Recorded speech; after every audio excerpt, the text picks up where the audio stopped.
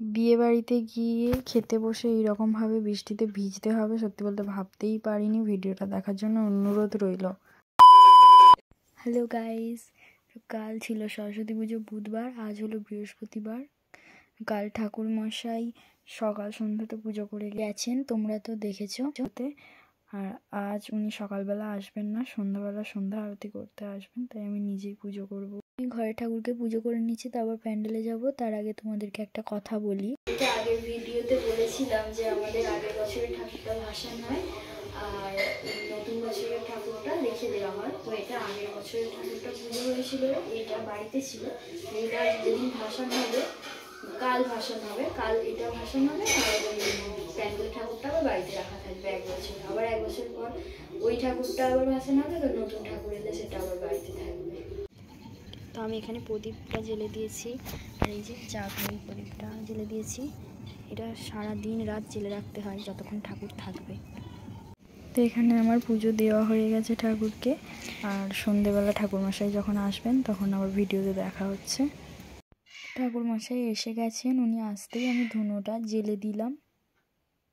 তো উনি এবার আরতি শুরু করবেন।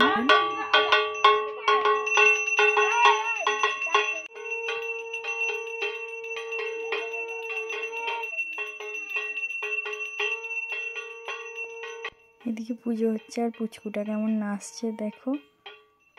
তো এখন আমি রেডি হয়ে নেব, কারণ বিয়ে বাড়ি যাবো। চলো রেডি হয়ে তোমাদের সাথে দেখা হচ্ছে। এই দেখো আমরা সবাই রেডি হয়ে বেরিয়ে পড়ছি। আর এই বিয়ে বাড়িটা কিন্তু হঠাৎ করেই পড়েছে, যিনি বিয়ে করেছেন হঠাৎ করেই বিয়ে করেছেন। আর এই যে কথা বলতে বলতে বিয়ে বাড়ি চলে এসেছি।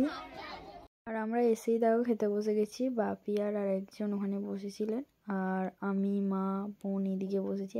দুটো সিট ছিল, আমরা একটা চেয়ার নিয়ে 3টে সিট করে নিয়েছি। আচ্ছা। আর এই দেখো খেতে বসে হঠাৎ বৃষ্টি এসে গেছে।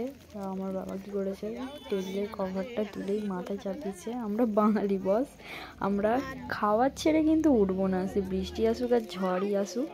তো ওনারা যাদের বাড়ি বিয়ে বাড়ি ছিল তারা তাড়াতাড়ি পাশের বাড়ি থেকে এই ছাতাগুলোর ব্যবস্থা করেছে। একদিকে 5 বাজে পাশের বাড়িতেই এইসব ডেকোরেটরের জিনিস পাওয়া যায়।